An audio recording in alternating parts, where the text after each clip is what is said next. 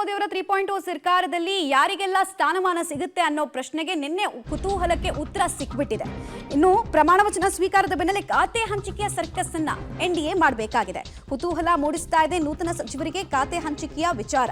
ಕರ್ನಾಟಕದ 4 ಸಚಿವರಿಗೆ ಯಾವ್ಯಾವ ಖಾತೆ ಸಿಗುತ್ತೆ, ಯಾರಿಗೆ ಪ್ರಬಲ ಖಾತೆ ಸಿಗುತ್ತೆ, ಇಡೀ ದೇಶದ ನೀತಿ ವಿಚಾರಗಳನ್ನ ಅಥವಾ ವಿಷನ್ ಅನ್ನ ರೂಪಿಸುವಂತಹ ಖಾತೆ ಯಾರಿಗೆ ಸಿಗುತ್ತೆ ಕರ್ನಾಟಕದಿಂದ? ಜೋಶಿ, ಶೋಭಾ ಕರಂದ್ಲಾಜೆಗೆ ಹಳೆಯ ಖಾತೆಯನ್ನೇ ಮುಂದುವರಿಸಲಾಗುತ್ತಾ? ಕೃಷಿ ಖಾತೆ ಮೇಲೆ ಎಚ್ ಡಿ ಕುಮಾರಸ್ವಾಮಿ ಅವರಿಗೆ ಆಸೆ ಇದೆ. ಹಾಗಾಗಿ ಬಿಜೆಪಿ ನಾಯಕರು ಕೂಡ ಒತ್ತಡದಲ್ಲಿ ಇದ್ದಾರೆ, ಅವರಿಗೆ ಆ ಖಾತೆಯನ್ನು ಹೇಗಾದ್ರೂ ಮಾಡಿ ದಕ್ಕಿಸ್ಕೊಡ್ಬೇಕು ಅಂತ ಹೇಳಿ.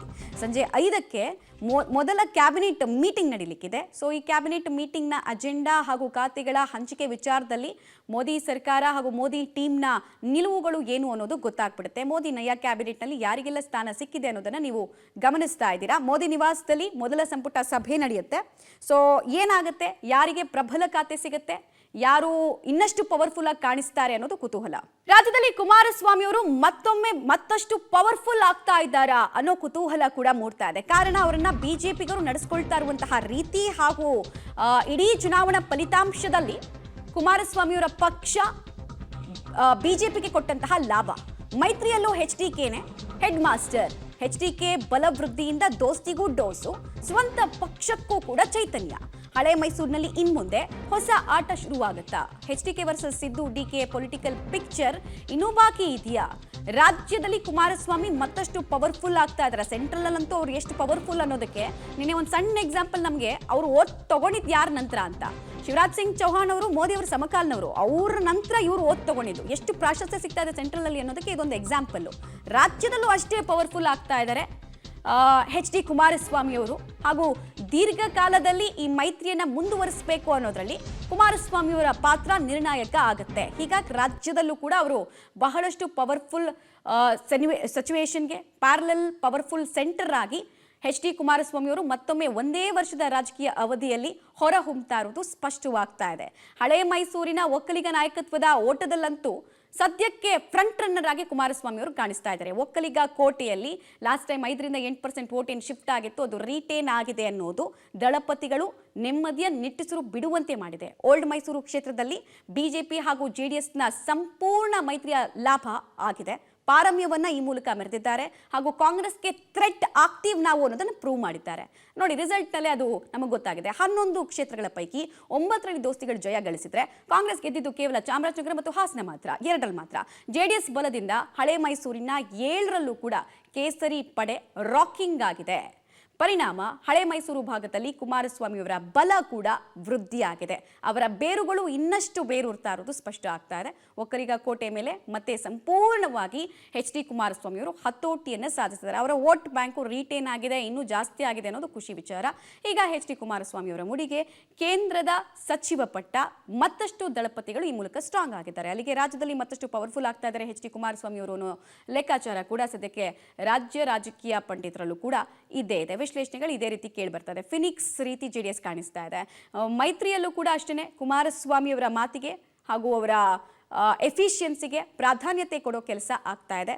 ಒಂದು ಅವರ ಪಕ್ಷಕ್ಕೂ ಸಂಜೀವಿನಿ ರೀತಿಯಲ್ಲಿ ಕುಮಾರಸ್ವಾಮಿ ಅವರು ಕಾಣಿಸ್ತಾ ಇದ್ದಾರೆ. ಮೈತ್ರಿಗೂ ಕೂಡ, ಮೈತ್ರಿಯ ಬಲವರ್ಧನೆಗೂ ಕೂಡ ಸಂಜೀವಿನಿ ರೀತಿ ಕುಮಾರಸ್ವಾಮಿಯವರ ನಿರ್ಣಯಗಳು ಕೈಗೊಳ್ಳೋ ಸಾಧ್ಯತೆ ಇದೆ. ನನ್ನ ಉದ್ದೇಶ ಇರತಕ್ಕಂಥದ್ದು ಈ ಒಂದು ಅವಕಾಶವನ್ನ ನಾಡಿಗೆ ನನ್ನಿಂದ ಏನಾದರೂ ಅಲ್ಪ ಸ್ವಲ್ಪ ಮಟ್ಟಿಗೆ ಸೇವೆ ಸಲ್ಲಿಸ್ತಕ್ಕಂಥದ್ದಕ್ಕೆ ಪ್ರಾಮಾಣಿಕವಾಗಿ ಕೆಲಸ ಮಾಡತಕ್ಕಂಥದ್ದು ಅಷ್ಟೇ ಅಲ್ಲ, ನರೇಂದ್ರ ಮೋದಿ ಅವರ ನಡವಳಿಕೆಗಳು, ಅವರಲ್ಲಿ ಇರ್ತಕ್ಕಂಥ ವಿಷನ್ ಏನಿದೆ ಅದನ್ನ ಇವತ್ತು ಕಾರ್ಯರೂಪಕ್ಕೆ ಯಶಸ್ವಿಯಾಗಿ ತರತಕ್ಕಂಥ ನಿಟ್ಟಿನಲ್ಲಿ ಪ್ರಾಮಾಣಿಕವಾಗಿ ಕೆಲಸ ಮಾಡಿ ಅವ್ರಿಗೂ ಹೆಸರು ತರಬೇಕು, ನಮ್ಮ ನಾಡಿಗೂ ಹೆಸರು ತರಬೇಕು. ಇದು ನಾನು ಇಟ್ಕೊಂಡಿರ್ತಕ್ಕಂಥ ಸಂಕಲ್ಪ. ಅವ್ರಿಗೆ ಬಿಟ್ಟಿದ್ದೇನೆ, ಯಾವುದಕ್ಕೂ ನಾನು ಆಕ್ಚುಲಿ ಒತ್ತಾಯಗಳನ್ನು ಹಾಕಿಲ್ಲ. ಸನ್ಮಾನ್ಯ ಪ್ರಧಾನಮಂತ್ರಿಗಳ ತೀರ್ಮಾನ ಅದು. ಸರ್, ಕೃಷಿ ಅದು ಸಿಕ್ಕಿದ್ರೆ ಸಂತೋಷ ನನಗೆ. ಯಾಕೆಂದ್ರೆ ಕೃಷಿಗೆ ಸಂಬಂಧಪಟ್ಟಂಥದ್ದು ಮೊದಲಿಂದಲೂ ಆಸಕ್ತಿ ಇದೆ. ಆ ಇಲಾಖೆ ಇವತ್ತು ಸನ್ಮಾನ್ಯ ಪ್ರಧಾನಮಂತ್ರಿಗಳು ನನ್ನ ಮೇಲೆ ಏನು ವಿಶ್ವಾಸ ಇಟ್ಕೊಂಡಿದ್ದಾರೆ, ನನಗಿಂತ ಹೆಚ್ಚಾಗಿ ನಮ್ಮ ತಂದೆಯವರ ಬಗ್ಗೆ ಅವ್ರಿಗೆ ಗೌರವ ಇದೆ. ಆ ಒಂದು ನಮ್ಮ ತಂದೆಯವರ ಮಾರ್ಗದರ್ಶನ ನಾನೇನು ಇಲ್ಲಿವರೆಗೆ ಪಡೆದಿದ್ದೇನೆ. ಈಗ ನರೇಂದ್ರ ಮೋದಿಯವರ ಮಾರ್ಗದರ್ಶನದಲ್ಲಿ ನನಗೆ ಒಂದು ಉತ್ತಮ ಅಂತ ನನಗೆ ಬೇಕಾಗಿರೋದು ಹಣ ಸಂಪಾದನೆ ಮಾಡೋದಲ್ಲ, ಜನರ ಮಧ್ಯದಲ್ಲಿ ನಾನಿರಬೇಕು. ಜನಕ್ಕೂ ಡೀಟೇಲ್ಸ್ ಕೊಡ್ತಾರೆ, ನೇರ ಸಂಪರ್ಕದಲ್ಲಿ ಜಾಯ್ನ್ ಆಗ್ತಾರೆ ಮಸೂದ್. ಮುಂದೆ ಸಾಲು ಎಲೆಕ್ಷನ್ಸ್ ಇದೆ, BBMP, ZP, TP ಎಲ್ಲ. ಸೊ ದೀರ್ಘಕಾಲದಲ್ಲಿ ಮೈತ್ರಿ ಮುಂದುವರಿಯುತ್ತೆ ಅನ್ನೋದಕ್ಕೆ ಮುನ್ಸೂಚನೆಯಾಗಿ HD ಕುಮಾರಸ್ವಾಮಿ ಅವರು ಪವರ್ಫುಲ್ ಆಗಿ ರೂಪುಗೊಳ್ತಾ ಇದ್ದಾರೆ ಅನ್ನೋದು ಒಂದು ಪ್ರಶ್ನೆ. ಇನ್ನೊಂದು, ಕುಮಾರಸ್ವಾಮಿ ಮೈತ್ರಿ ವಿಚಾರದಲ್ಲಿ ರೈಟ್ ಇದ್ರು ಅನ್ನೋದು ಮತ್ತೆ ಮತ್ತೆ ಸಾಬೀತಾಗ್ತಾ ಇದೆ. ಬಿಕಾಸ್ ಅವ್ರಿಗೆ ಸಿಗ್ತಾ ಇರುವಂತಹ ಪ್ರಾಶಸ್ತ್ಯತೆ, ಈಗಿರುವ ಕುತೂಹಲ ಅವ್ರಿಗೆ ಸಿಗುವಂತಹ ಖಾತೆ ಬಗ್ಗೆ ಅಷ್ಟೇ. ಮಮತಾ, ಈಗ ಮೋದಿ ಸಂಪುಟದಲ್ಲಿ ಕ್ಯಾಬಿನೆಟ್ ದರ್ಜೆ ಸಚಿವರಾಗಿದ್ದಾರೆ ಮಾಜಿ ಮುಖ್ಯಮಂತ್ರಿ ಕುಮಾರಸ್ವಾಮಿ ಅವರು. ಈಗ ರಾಜ್ಯದಲ್ಲೂ ಕೂಡ ದೊಡ್ಡ ಮಟ್ಟದಲ್ಲಿ ಸ್ಟ್ರಾಂಗ್ ಆಗಿದ್ದಾರೆ, ಪವರ್ಫುಲ್ ಆಗಿದ್ದಾರೆ ಅನ್ನುವಂಥ ಚರ್ಚೆಗಳು ನಡೀತಾ ಇದ್ದಾವೆ. ಅವರು ಕೇಂದ್ರ ಸಚಿವರಾದ ನಂತರ, ನಿನ್ನೆ ಪದಗ್ರಹಣ ಆದ ನಂತರ ಒಂದು ರೀತಿಯಲ್ಲಿ ಹಳೆ ಮೈಸೂರು ಭಾಗದಲ್ಲಿ JDS ವಲಯದಲ್ಲಿ ಒಂದು ರೀತಿಯಲ್ಲಿ ಸಂಚಲನ ಮನೆ ಮಾಡಿರುವಂಥದ್ದು. ಇನ್ನೊಂದು, ಹಳೆ ಮೈಸೂರು ಭಾಗದಲ್ಲಿ BJP ಜೊತೆ ಮೈತ್ರಿ ಮಾಡಿಕೊಂಡ ನಂತರ JDS ಮತ್ತಷ್ಟು ಸ್ಟ್ರಾಂಗ್ ಆಗಿರುವಂಥದ್ದು. ವಿಧಾನಸಭೆ ಚುನಾವಣೆಯ ಹೀನಾಯ ಸೋಲಿನ ನಂತರ ಒಂದು ರೀತಿಯಲ್ಲಿ ಎಚ್ಚರಿಕೆ ಹೆಜ್ಜೆಯನ್ನು ಕುಮಾರಸ್ವಾಮಿ ಅವರು ಇಡ್ತಾ ಇದ್ದಾರೆ. ಆ ಎಚ್ಚರಿಕೆ ಹೆಜ್ಜೆಯ ಫಲವಾಗಿ ಪಕ್ಷವೂ ಕೂಡ ಸ್ಟ್ರಾಂಗ್ ಆಯಿತು. ಎಲ್ಲ ಒಂದು ಸ್ಥಾನ ಗೆದ್ದಿತ್ತು, ಲೋಕಸಭೆ ಸ್ಥಾನ.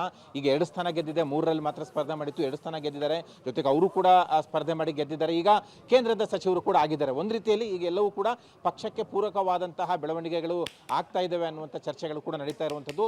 ಮೈತ್ರಿ ಬೇರೆ ಇದೆ. ಮೈತ್ರಿಯಲ್ಲಿ ಈಗ ಅವರೇ ಮೈನ್ ಲೀಡ್ ಆಗಿ ಮೈತ್ರಿಯನ್ನು ನಿರ್ವಹಣೆ ಮಾಡ್ತಾರೆ, ಮೈತ್ರಿಯನ್ನು ಮುಂದಕ್ಕೆ ತೆಗೆದುಕೊಂಡು ಹೋಗ್ತಾರೆ ಅನ್ನುವಂಥದ್ದು ಚರ್ಚೆ ಕೂಡ ನಡೀತಾ ಇದೆ. ಮೈತ್ರಿ ವಿಚಾರಕ್ಕೆ ಬಂದಾಗ ರಾಜ್ಯದಲ್ಲಿ ಕುಮಾರಸ್ವಾಮಿ ಅವರೇ ಡಿಸೈಡಿಂಗ್ ಫ್ಯಾಕ್ಟರ್ ಆಗ್ತಾರೆ ಅನ್ನುವಂಥ ಚರ್ಚೆಗಳು ಕೂಡ ನಡೀತಾ ಇರುವಂಥದ್ದು.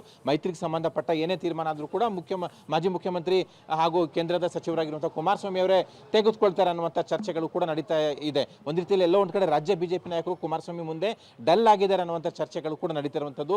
ಈಗ ಹಳೆ ಮೈಸೂರು ಭಾಗದಲ್ಲಿ ಈಗ ಮುಖ್ಯಮಂತ್ರಿ ಸಿದ್ದರಾಮಯ್ಯ ಮತ್ತು ಉಪಮುಖ್ಯಮಂತ್ರಿ DKಶಿ ನಡುವಿನ ಏನು ಜಟಾಪಟಿ ಇದೆ, ಈಗ ಆ ಜಟಾಪಟಿ ಮತ್ತೊಂದು ಮಜಲಿಗೆ ಕುಮಾರಸ್ವಾಮಿ ಅವರು ತೆಗೆದುಕೊಂಡು ಹೋಗ್ತಿದ್ದಾರೆ. ಲೋಕಸಭೆ ಚುನಾವಣೆಯಲ್ಲಿ ಒಂದು ರೀತಿಯಲ್ಲಿ ರಾಜಕೀಯ ವಾಕ್ಸಮರ ದೊಡ್ಡ ಮಟ್ಟದಲ್ಲಿ ಕುಮಾರಸ್ವಾಮಿ ಮತ್ತೆ ಕಾಂಗ್ರೆಸ್ ನಾಯಕರ ನಡುವೆ ನಡೀತು. ಈಗ ಕೇಂದ್ರದಲ್ಲಿ ರಾಜಕಾರಣ ಮಾಡ್ತಾ ಇದ್ದಾರೆ ಕುಮಾರಸ್ವಾಮಿ ಅವರು. ಜೊತೆಗೆ ರಾಜ್ಯದಲ್ಲೂ ಕೂಡ ದೊಡ್ಡ ಮಟ್ಟದ ರಾಜಕೀಯ ಜಟಾಪಟಿ ಕೂಡ ಅವ್ರ ಜೊತೆ ನಡೆಯುವ ಸಾಧ್ಯತೆ ಇದೆ. ಒಟ್ಟಾರೆಯಾಗಿ ರಾಜ್ಯದಲ್ಲಿ ಕುಮಾರಸ್ವಾಮಿ ಅವರು ಸ್ಟ್ರಾಂಗ್ ಆಗಿದ್ದಾರೆ, ಮೈತ್ರಿಯಲ್ಲೂ ಕೂಡ ಇನ್ನಷ್ಟು ಪವರ್ಫುಲ್ ಆಗಿದ್ದಾರೆ. ಇದು ಎಲ್ಲ ಒಂದು ಕಡೆ JDSಗೆ ಸಂಜೀವನಿ ಆಗಿರುವಂಥದ್ದು. ಇನ್ನೊಂದು, ಮುಂದಿನ ದಿನಗಳಲ್ಲಿ ಮೈತ್ರಿ ಇನ್ನಷ್ಟು ಸ್ಟ್ರಾಂಗ್ ಆಗಿ ಕಾಂಗ್ರೆಸ್ನ ಹಡೆಯೋದಕ್ಕೆ ಇನ್ನಷ್ಟು ಪೂರಕ ಆಗುತ್ತೆ ಅನ್ನುವಂಥ ಚರ್ಚೆಗಳು ಕೂಡ ನಡೀತಾ ಇದ್ದಾವೆ. ಮಮತಾ, ರೈಟ್, ಧನ್ಯವಾದ ಮಸೂದ್ ತಮ್ಮ ಮಾಹಿತಿಗಾಗಿ.